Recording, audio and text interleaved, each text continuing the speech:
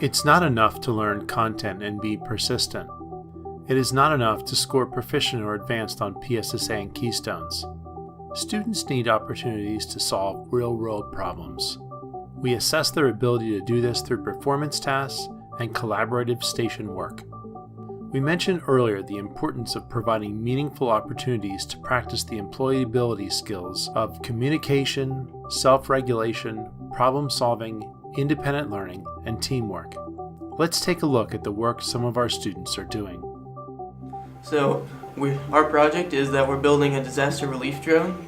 So in the aftermath of a natural disaster, we want to be able to search for survivors and be able to relay their location to first responders.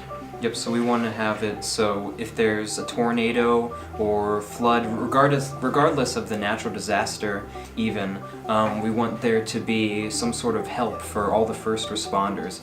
My project is a motion-powered electric bike. I am building an alternator that would go on the front wheel along with a battery on the back. So it would it's more efficient, it's better for the environment. We're doing a magnetic projectile launcher. We're basically using electromagnetic fields to propel like a ball bearing or like a metal rod to like a coil. So Parker was talking about like Pringles and how it's really hard to eat the bottom of the Pringles because you stick your hand down in it but you can't really get the last of the Pringles. So we were like, well, what if we made a Pringles elevator of some sort? We chose this project because it's an everyday problem. Like some of the projects that kids are doing in this class are like huge issues that really need to be solved, but this is a everyday man or woman problem. So my first marking period project was looking at the minds of serial killers and what happens to their brains, and that really showed me that that's what I like, doing the research, figuring out what's wrong and stuff like that. And now I'm working on memory, so more areas of the brain. Just for one of the specifics, one of the kids wants to go into criminal psychology, so she dived into looking at how frontal lobe degeneration affects how somebody is in the long run.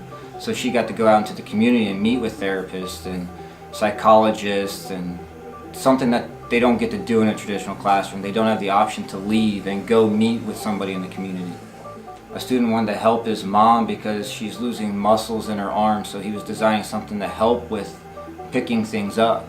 Another student wanted to help with kids getting stuck in cars, and just something to help the world in general were some of the big topics that I took that I would have never even thought of to begin with.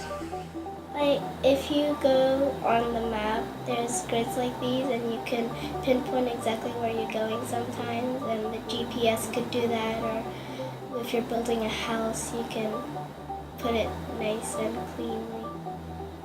Since we're in this class, we've thought about a lot of different things, like a lot of problems that are still not solved, and we're in high school and we're trying to solve them, so that's just really cool.